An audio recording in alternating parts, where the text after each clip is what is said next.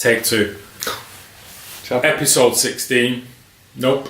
Chapter 16. Episode 7. We're already on our fucking way here, bruv. Yeah. Billy had booked one of the biggest rooms on the cruise ship that would take them from Vancouver to Hong Kong. He used their private funds, a sum that was becoming large enough to allow any kind of trip they wanted, including the trip around the moon. The trip to Hong Kong on a ship would be long and slow. It would be another long break for Sally.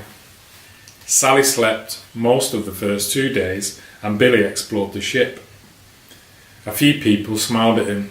They talked to him when he was in a café by himself.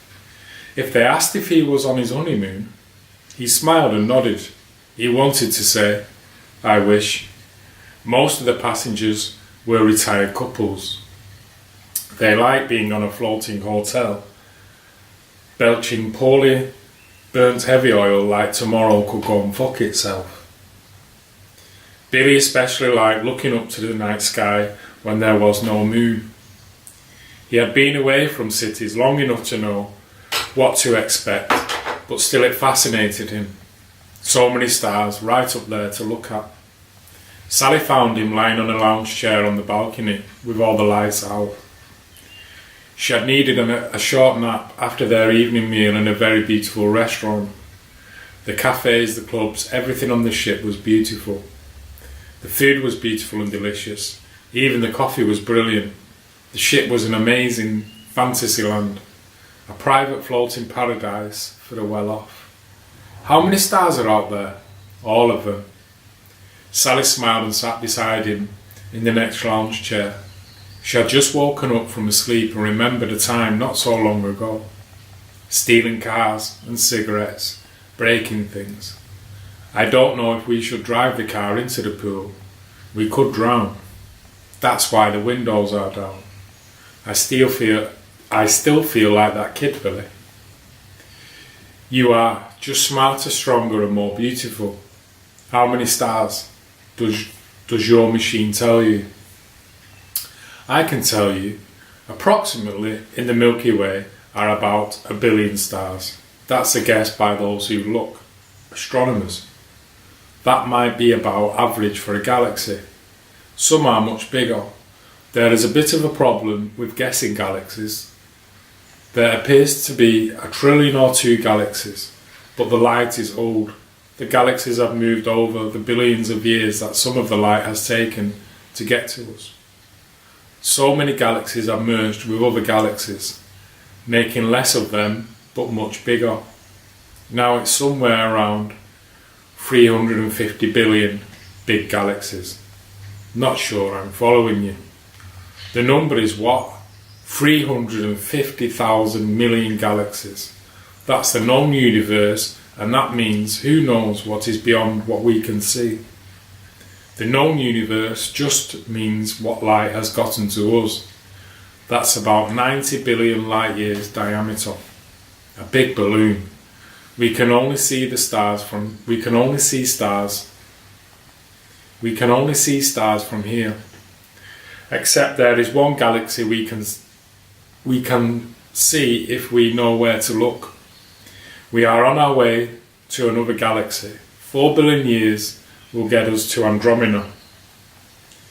That should be a fun party for our cyborg descendants. Sally laughed and watched Billy imagine his way into the stars. So how many stars? The number is something like 10 to the 23rd. Give or take, I don't know how many billions. Big numbers. But there is another question.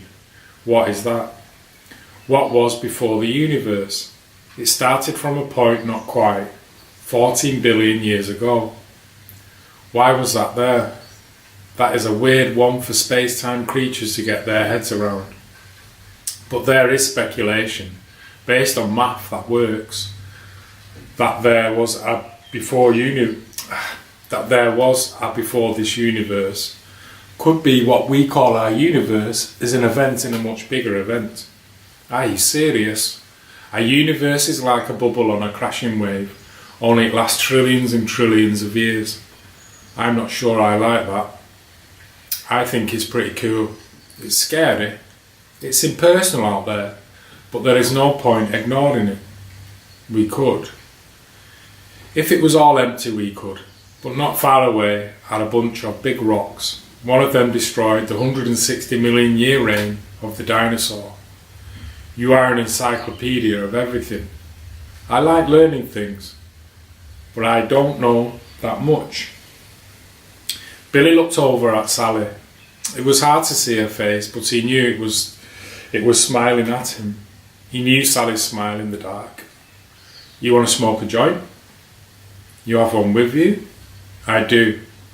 Or I will have as soon as I roll one. I thought you said. I must have changed my mind. Okay, I'll need some light. Billy touched his smart device and brought up the lights. He watched Sally roll a joint. She was always the official joint roller. She could roll a perfect joint in a moving car. She liked being good at it. She almost always handed it to Billy like a present. He usually said perfect and lit the joint. Sally slid over to the lounge chair Billy was on and stuck her feet under the blanket Billy had over his legs. The night air was cool. She watched the sky near the horizon. She notices the smoke drip past her nose and off over the Pacific. She was happy that the trip was long. Billy passed her the joint and tried to watch her in the darkness with just the light of the glowing embers of the joint. How many planets are there? More than stars. How many aliens? No one knows. There are very likely no space-age civilizations ahead of us here in the Milky Way. Why not? They would have made radio waves. If they made it beyond their own star, they would likely make it all the way around the galaxy. A lot of real estate out there. Billy laughed. For sure. I'm sure we will take everything we can eventually. Most people out there will never hear of the planet Earth where humans became space apes. They will forget their heritage. It will become a religion. They will always remember us. Billy tried to look at Sally again while she had the joint to her face. You have a good brain, Sally. Thanks, Billy.